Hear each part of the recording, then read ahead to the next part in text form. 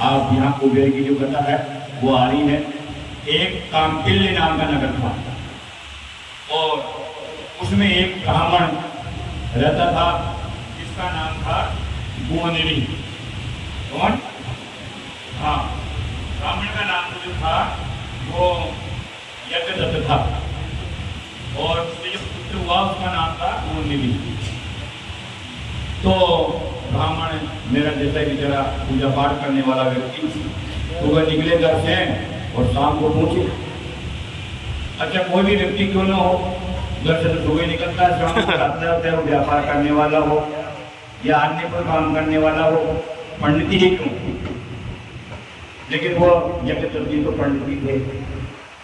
तो सुबह पूजा पाठ या अनुष्ठान करवाने के लिए यजमानों के लिए यहाँ जाते और शाम को आकर के अपने बेटे गुणनिधि के बारे में बोलते। गुणनिधि कहाँ गया हुआ है, दिखाई नहीं दे रहा।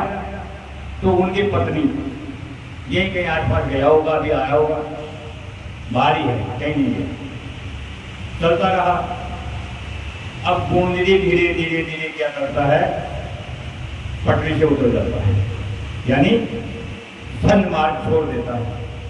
वो ऐसे लोगों की संगति में आ जाता है जो धूम्रपान करते हैं, मदिरा पान करते हैं और जहाँ नर्तकियाँ नृत्य करती है ऐसी सभाओं में वो जाने लग गया। लेकिन उसकी जो धर्म पत्नी है, जिसकी यज्ञदत्त की ब्राह्मणी, वो हमेशा अपने पुत्र की ढाल बन करके रहती है। कहाँ गया है, कब आएगा, कितने बजे आएगा, मेरे को दिखाई नहीं देता है। आप तो हमेशा ऐसे उल्टे सीधे बोलते हो, यही आसपास ही होगा, कहाँ गया होगा। मेरा बेटा वो नहीं है, चलो बेचारा शाम को खाना पीना खा करके सो लेता। एक दिन जब यज्ञदत्त नगर में गया तो एक जोहरी ने उसकी अंगूठी पहन रखी थी। किसकी? यज्ञदत्त की अंगूठी। तो उस अंगूठी को देख करके वो अचंभित हो गया कि ये अंगूठी तो मेरी है और इस जोहरी के पास कहां से आ गई। तो उसने उस जोहरी को रोका और पूछा कि ये अंगूठी तो मेरी है, आपके पास कहां से आई? कि आपको पता नहीं है? कि नहीं, मेरे को पता नहीं है कि आपका जो पुत्र है गुणनिधि वो जुए में हार के गया है और ये अंगूठी नहीं, इसके अलावा कितने ही गहने जो है वो जुए में आ चुका है आपसे, आपको पता नहीं। आप इतने गुणवान अच्छे कर्मकांडी पंडित हो तो आपको आपके घर में क्या हो रहा है ये पता नहीं। लज्जित होना अपना सामने उसको कि एक सुई होती है व्यक्ति को कोई ऐसे कह रहा है, लज्जित तो होना ही था। वो गुस्से में जाते हैं ब्राह्मण देवता और जाकर के अपनी पत्नी को कहते हैं कि गुणनिधि कहाँ, कि होगा नहीं आसपास। उनको बड़ा गुस्सा आता है और गुस्सा आकर के बोलते हैं कि तू हमेशा झूठ बोलने वाली पापिनी है, तू सुलक्षणा नारी नहीं है जो अपने बेटे को इस प्रकार उसके ढाल बन करके कहां से कहां पहुंचा दिया। अच्छा, यह सही है अगर कोई महिला अपने बेटे के प्रति हो चाहे बेटी की प्रति हो, वो उसकी ढाल बनती है, उसके अवगुण को छुपाती है, तो उस बेटे और उस बेटी की सबसे बड़ी शत्रु है, वो सबसे बड़ी शत्रु है। वो सोचती होगी कि मैंने मेरे बेटे को पीटने से बचा दिया या मेरे बेटे को उलाहना देने से बचा लिया, लेकिन ऐसा वो बहुत गलत कर रही है। अगर अपने बेटे के साथ वो गलत काम करके आ रहा है, उसकी हाँ में हाँ मिला रही है, उसकी रक्षा कर रही है, तो अपने बेटे की परम शत्रु है, वो उसकी मां नहीं है, शत्रु है। आज जो यज्ञदत्त ब्राह्मण है उसका पुत्र गुणनिधि है, वो इतना बगड़ चुका, इतना बिगड़ चुका कि पिता का कहना नहीं मानता है। और अब तो माँ कहती है उसको कि तेरे पिता तेरे को बुला रहे हैं, तो भी नहीं जाता है क्योंकि माँ से उसको डर ही नहीं है। टिकट समस्या हो गई और ब्राह्मण देवता बड़ा दुखी हुआ और दुखी होकर के उस अपनी धर्म पत्नी को और पुत्र को त्याग करके जंगल में चला गया। कि मैं ऐसे घर में नहीं रहना चाहता हूँ जहाँ इस प्रकार का माहौल हो। मैं क्या करता हूँ क्या नहीं करता हूँ और मेरे घर में क्या हो रहा है इसका मेरे को भान नहीं है। और मैं पूछता हूँ तो तुम बताती हो रही हो, छुपाती हो मेरे से। कितना सोना चांदी जोड़े भी आप पूछ लिया और थोड़ा चांदी पूछ लिया, वो वापिस भी आ सकता है। लेकिन जो पुत्र बिगड़ गया वो कभी लौट के आएगा क्या? तूने मेरा वंश खराब किया है, मेरा वंश खराब किया है। अच्छा तू मेरे साथ रहने योग्य नहीं हो। उसने उस पत्नी को त्याग दिया तुमने और अपने पुत्र को भी त्याग दिया। इस प्रकार त्याग देने मात्र से और जंगल में चले जाकर के भगवान की भक्ति में लीन हो गया। यह प्रभु मैंने खूब पैसे कमा करके देख लिए, सांसारिक जीवन जी के देख लिया, लेकिन यहाँ पे कोई किसी का नहीं है।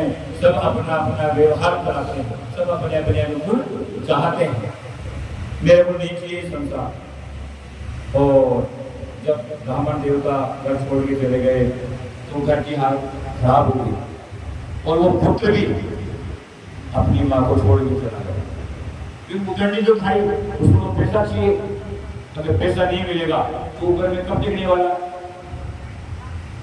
तो अपनी माँ को वो छोड़ करके चला गया और घूमता फिरता, कभी भिक्षा मांगता, कभी क्या करता, किसी के क्या मांगे पेट भरता। ऐसे करते करते वो एक घोर जंगल में पहुंच गया जहां पर एक भगवान शिव का मंदिर था। अच्छा अन्य देवताओं का मंदिर मिले नहीं मिले, नहीं शिव जी के मंदिर तो सब जगह करीब करीब मिल ही जाते हैं, जंगल में मिल जाते हैं। और कई शिवलिंग तो ऐसे पहाड़ों में जहाँ पे अब तक कोई पहुंच नहीं पाया है वहां पे भी मिल जाता है। तो वो जाकर के इस जंगल में मैं रात कहाँ बिताऊंगा? अगर मैं इस रात में रहूंगा तो हिंसक जानवर जो है वो मेरे को खा जाएगा। इस डर के कारण वो उस शिवालय में जाकर के एक कोने में छुप के बैठ गया और रात्रि व्यतीत करने की सोची उसने। क्या सोची? रात्रि व्यतीत करने की, कि इस शिवालय में बैठ करके मैं मेरी रात व्यतीत कर दूंगा ताकि ये जो जंगल के हिंसक जानवर है वो मेरे को नहीं खाएंगे। क्या ही रखा? सुबह से उसने कुछ नहीं खाया था तो एक कोने में चिपक करके बैठ गया। संयोग से उस रोज शिवरात्रि थी। शिवरात्रि अब कुछ लोग ऐसे होते हैं जो अपने पास वाले शिवालय में पूजा नहीं करते हैं। वो सोचते हैं कि मैं वहां जाकर के पूजा करूं जहां पे कोई पूजा नहीं कर रहा हो या जहां पे भगवान शिव की पूजा कोई करने वाला नहीं पूछता है। एक शिवालय ऐसे होते हैं जब कोई नहीं पूछता। एक शिवालय में ताड़ के थोड़ी जगह तो लाइन लगती है न्यू गेट तक, और कुछ शिवालय ऐसे होते हैं जो शिवरात्रि आकर के निकल जाती है तो भी कोई नहीं पूछता है। तो ऐसे शिवालयों में जाकर के पूजा करने का ज्यादा महत्व है। और हमेशा शस्त्र कट भी कराओ तो ऐसे शिवालय में जाके कराओ जहाँ पे कभी शस्त्र कट नहीं हुआ हो, उसका बहुत ज्यादा पुण्य मिलता है, बहुत ज्यादा फल मिलता है। तो एक ऐसा प्राणी जो अपनी पत्नी को सामग्री इकट्ठी करके उस जंगल में पहुंच जाता है, उसको पता है कि उस जंगल में शिवालय है और वहां कोई भी पूजा करने के लिए नहीं जाएगा, तो मेरे को ऐसी जगह जाकर के पूजा करनी चाहिए जहाँ पे कोई भगवान शिव की पूजा नहीं करे, मैं ही करूं। तो वो व्यक्ति वहां पूजा करने के लिए जाता है। इधर जो गुरुनिधि था उसी मंदिर में एक कोने में छुप करके बैठा हुआ था, लेकिन जंगल में अंधकार था, वहां कोई लाइट नहीं थी, वहां कोई दीपक जलाने वाला नहीं था। जो सांझ का समय हुआ ना, जो अंधेरा होने लगा, तो गुरुनिधि ने देखा यहाँ पे तो बहुत भयंकर अंधेरा होने वाला है।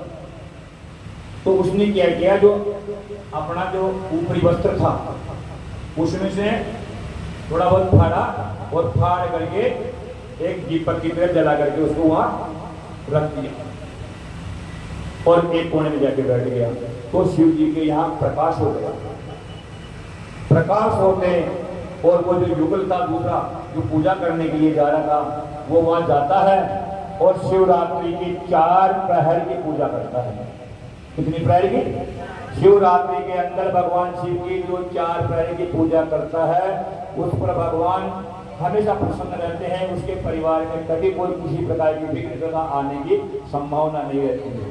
4 प्रहर की 4 पूजा तो करनी ही चाहिए।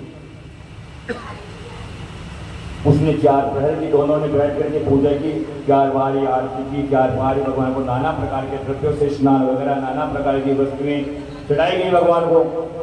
ये सब वो देख रहा था और 4 बारी भगवान को नैवेद्य लगाया गया। अब गुरु निधि की और पूजा पर तो नजर नहीं है, लेकिन 2 दिन से भूखा भी जा रहा, तो भगवान के जो भोग लगाया जा रहा था उस पर गुरु निधि की नजर कि कब यह आदमी यहाँ से हटे और मैं मेरी उधर पूर्ति करूं। तो रात भर प्रसाद को देखता रहा। नींद कहां से आएगी, वो बेबूत होगा। अन्न का नशा होता है, आप कुछ खाए हो यहाँ बैठे बैठे को भी आपको आ जाएगी नींद, और नहीं मालूम को प्रत्यक्ष में हो जाता है। और बेचारा कुर्रा बैठा भूख से मारा जा रहा। और जो ही वो जो युगल था जो भगवान शिव की पूजा करने आया था वो आकर के पूजा संपन्न करके वहीं अलग जाकर के सो गया, क्योंकि रात्रि थी। अभी इस समय मैं जल्दी निकलूंगा तो जंगल के जो हिंसक जानवर है वो मेरे को काट लेंगे, खा लेंगे। तो दोनों पति पत्नी अलग जाकर के वहीं सो गए। वो चुपके से उठा। अब देखो यहाँ पे 3 पूजा हो रही है उसकी। एक तो उसने दीपक जला दिया, भगवान शिव को प्रकाश कर दिया। एक रात भर एक खाने के लिए देख रहा हूँ, लेकिन प्रसाद को देख रहा है। कल मैंने कहा ना भगवान शिव के प्रसाद को देखता है, पूजा हुई।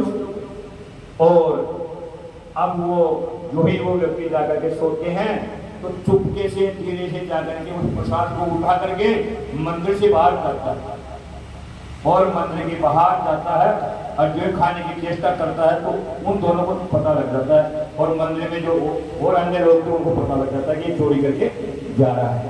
तो उसका पीछा करते हैं। गुरु निधि आगे आगे भाग रहा है और वो लोग उसके पीछे भाग रहे हैं और उसको चोर समझ के इतना मारते हैं पकड़ के कि गुरु निधि की मृत्यु हो जाती है, शरीर छूट जाता है। और वो शिव जी का ध्यान करता हुआ अपने प्राणों का त्याग करता है। और जो ही अम्बिके दूध उसको लेने आते हैं तो वहाँ पे भगवान शिव के गण उपस्थित होते हैं और उपस्थित होकर के कहते हैं कि ये तुम्हारा नहीं है, ये तो हमारा है। कि आप इसको क्यों ले जा रहे हो, इसने तो बड़े पाप किया है, ये तो आपके वहाँ जाने का अधिकार नहीं है। कि नहीं, इसने न चाहते हुए भी पूजा की है भगवान ने। पूजा क्या की है, एक तो दीपक जलाया है, एक लगातार रात भर भगवान शिव के प्रसाद को देखते रहा और इसने अब कुछ प्रसाद पा भी लिया है। तो ये तो यमराज का तो हो ही नहीं सकता, ये तो भगवान शिव का गण हो गया। और यही व्यक्ति आगे जाकर के एक राज्य का राजा बनेगा।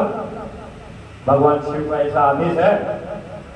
तो जो शिव गण है वो उसको भगवान शिव के सम्मुख ले जाकर के पेश करते हैं और भगवान शिव ने उसको उस प्रसाद का देखने का जो पुण्य, उस दीपक को जलाने का जो पुण्य, उस प्रसाद को पाने का जो पुण्य, जब तक तेरा समाप्त नहीं होता है, जब तू मेरे कैलाश में रहे और उसके बाद इस पुण्य को समाप्त होने पर पुनर्मृत्यु लोक में जन्म लेगा और जन्म लेकर के एक राजा बनेगा।